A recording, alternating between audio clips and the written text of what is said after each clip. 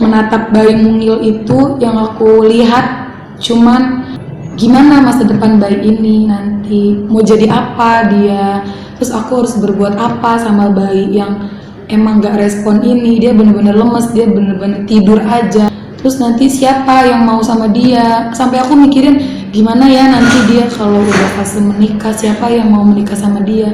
Aku sampai mikir udah panjang banget, udah gak karuan dan mikirnya udah gak ada yang bagus-bagus.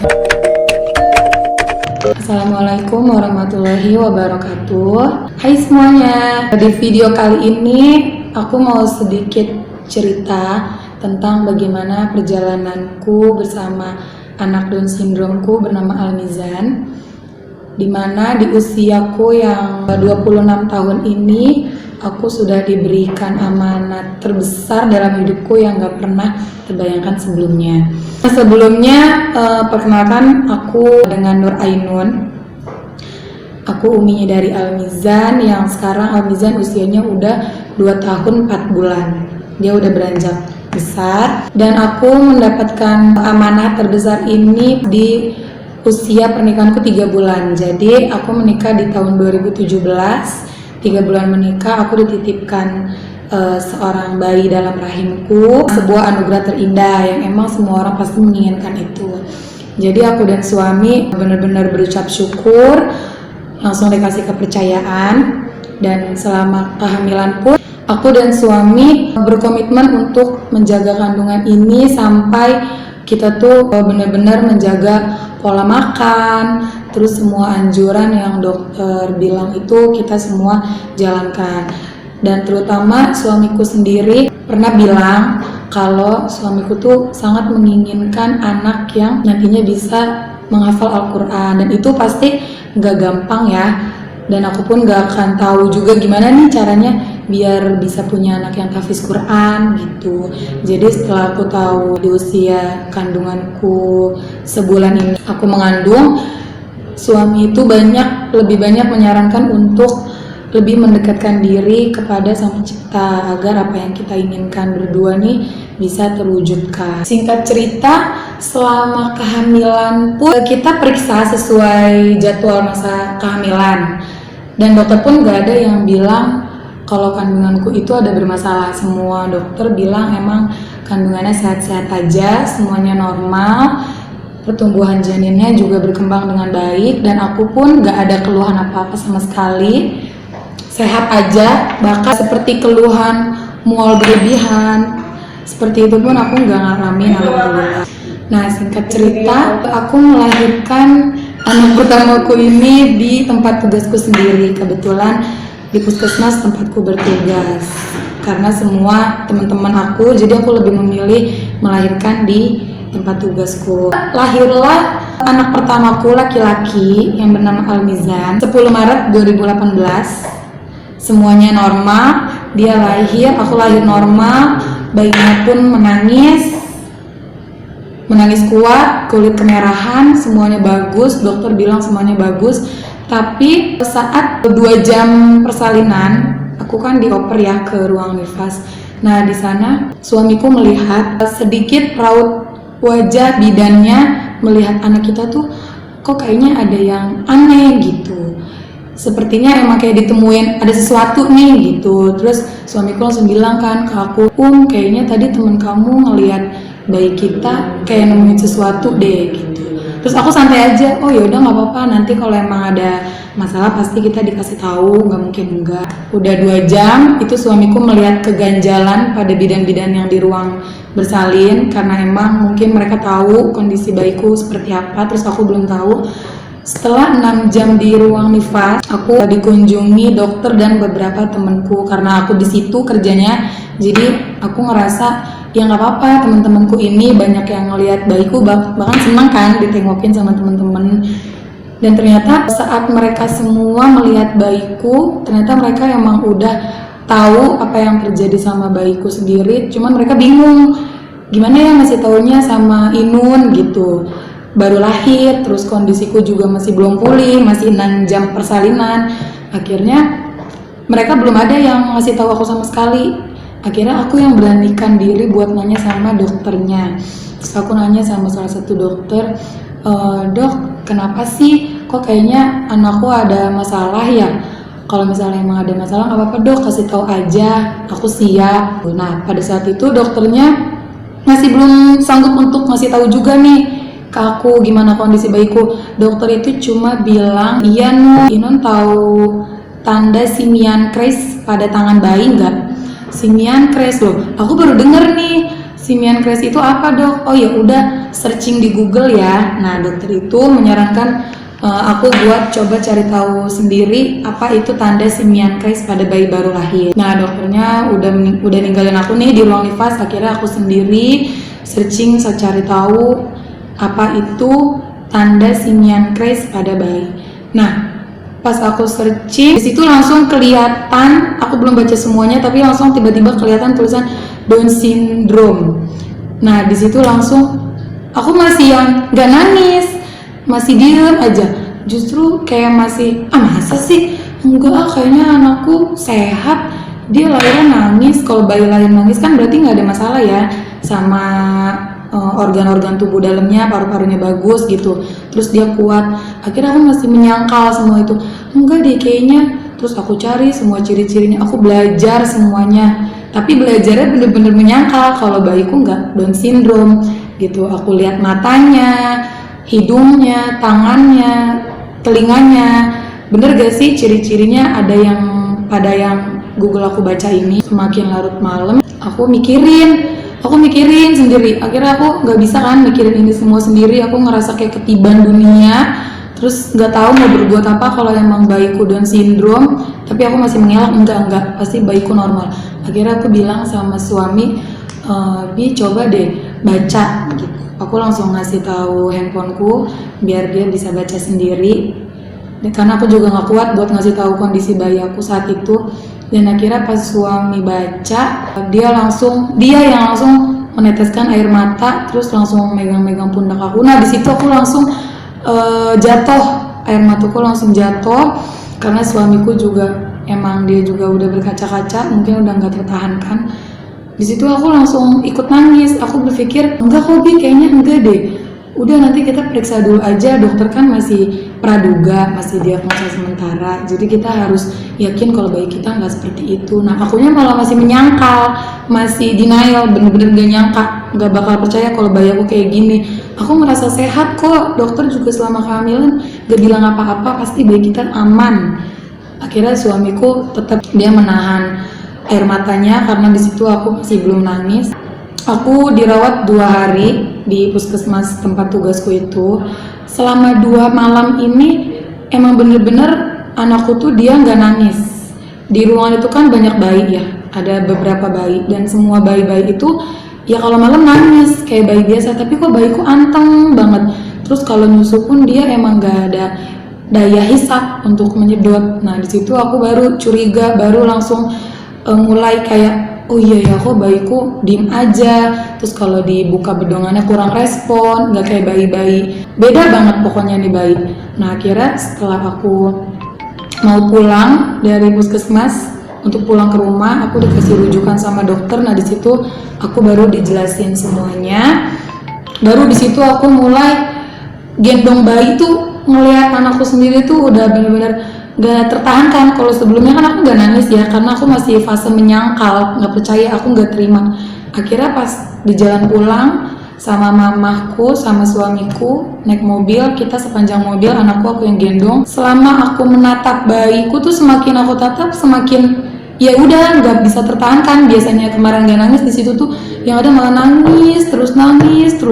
Rasanya tuh kayak apa ya? Ya Allah kok dunia tuh gak memihak banget sih ke aku. Kenapa sih semuanya ini harus terjadi sama aku? Wanita kan di dunia ini banyak ya. Aku ngerasa kenapa sih harus aku? Aku kan gak pernah berbuat apa-apa. Aku salah apa? Aku dosa apa? Sampai Allah tuh nitipin anak kayak gini ke aku. Terus sepanjang aku menatap bayi mungil itu, yang aku lihat cuman gimana masa depan bayi ini nanti, mau jadi apa dia. Terus aku harus berbuat apa sama bayi yang emang gak respon ini, dia bener-bener lemes, dia bener-bener tidur aja kerjaannya. Terus nanti siapa yang mau sama dia? Sampai aku mikirin gimana ya nanti dia kalau udah fase menikah, siapa yang mau menikah sama dia. Aku aku sampai mikir udah panjang banget, udah nggak karuan, dan mikirnya udah nggak ada yang bagus-bagus. Yang aku pikirin jelek semua. Yang aku pikirin intinya masa depan anak ini nggak ada. Anak ini mau jadi apa, terus berkembangnya mau kayak gimana, terus diterima apa enggak sama keluarga. Aduh, udah nggak ngerti ya. Benar-benar posisi aku di situ nggak tahu mau berbuat apa. Sampai rumah aku nangis, di jalan pun mamaku bertanya, kenapa sih kok nangis terus? Pas aku jelasin kalau tanda-tanda yang ada pada Al-Mizan ini mengarah ke Down syndrome, mamaku juga sama kayak pertama kali aku dengar. Mamaku menyangkal, merasa bayiku sehat, bayi kamu nggak kenapa-napa, semua bayi emang kayak gitu, mukanya masih sama, nanti kalau udah gede dia berubah. Nah akhirnya pas sampai rumah, aku pun masih nangis, orang-orang pada datang, gak ada senyuman, gak ada, biasanya aku ramah ngobrol sama orang kesana kesini. Akhirnya aku pas didatengin sama saudara-saudara pun aku cuma nangis.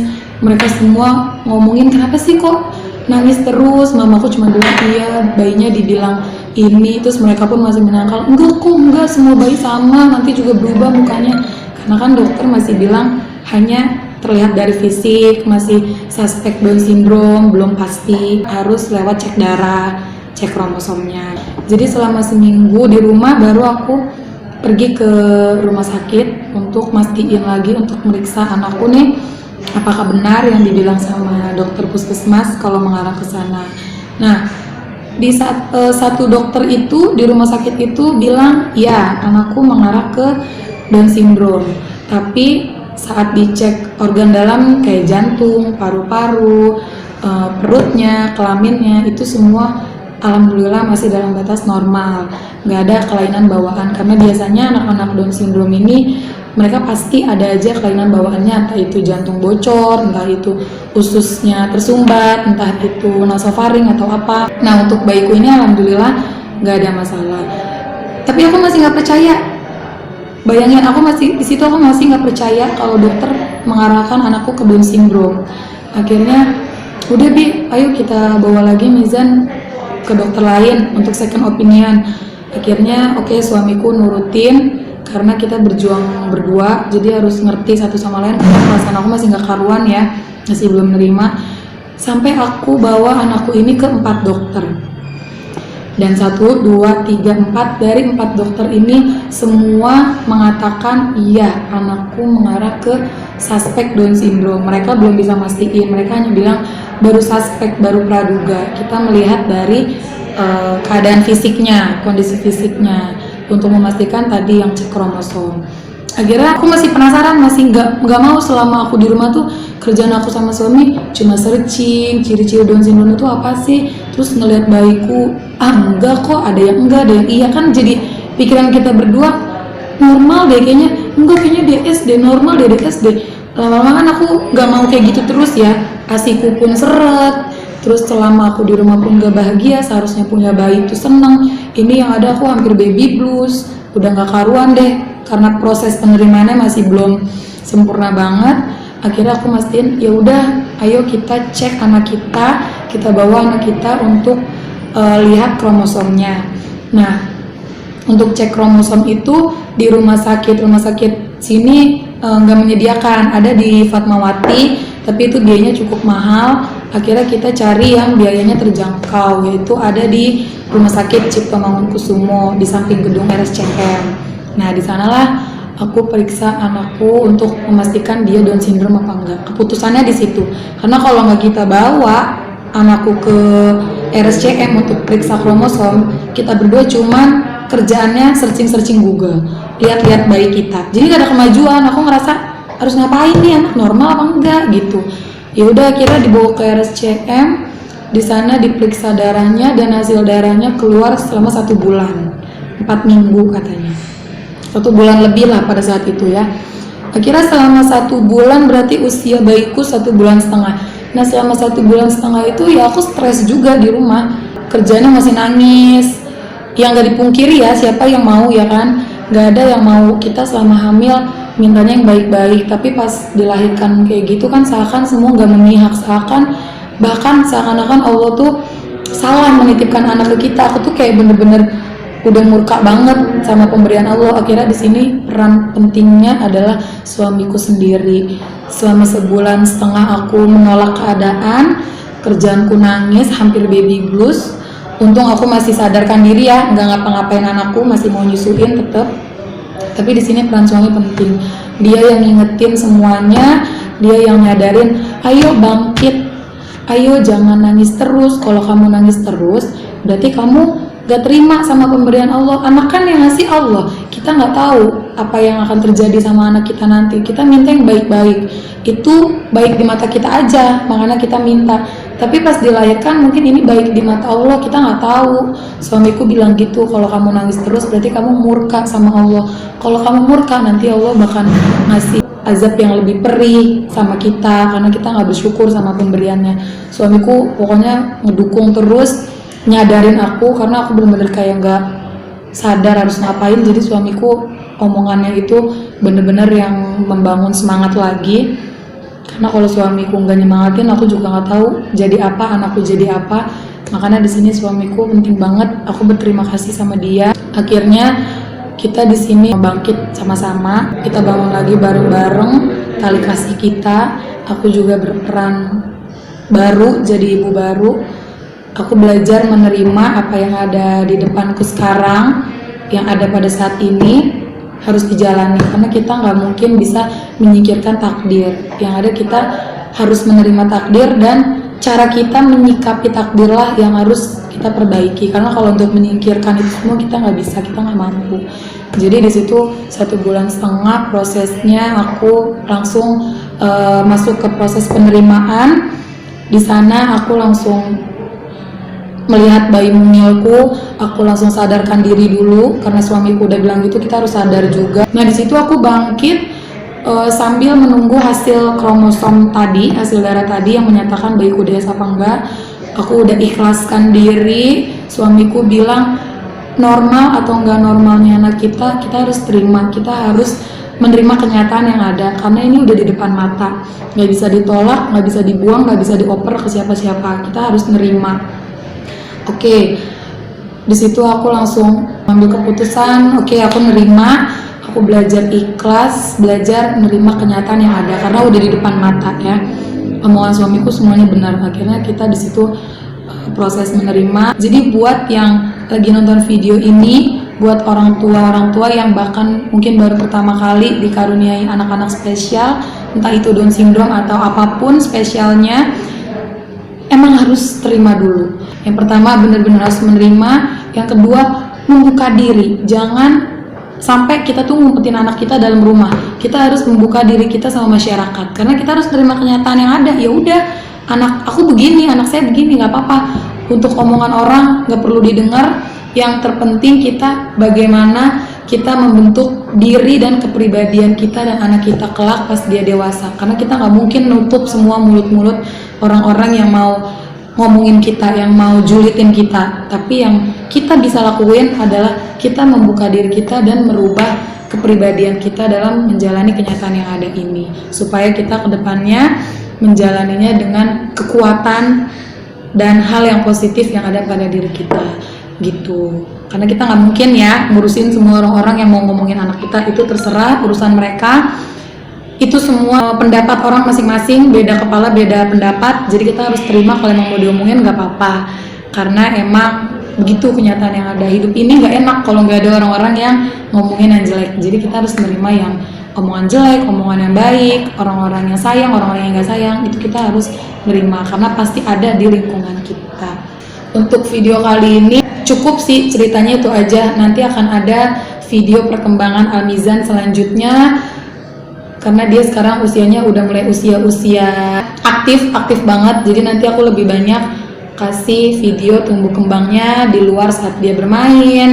Yang penting tetap harus ikutin video-video Almizan selanjutnya.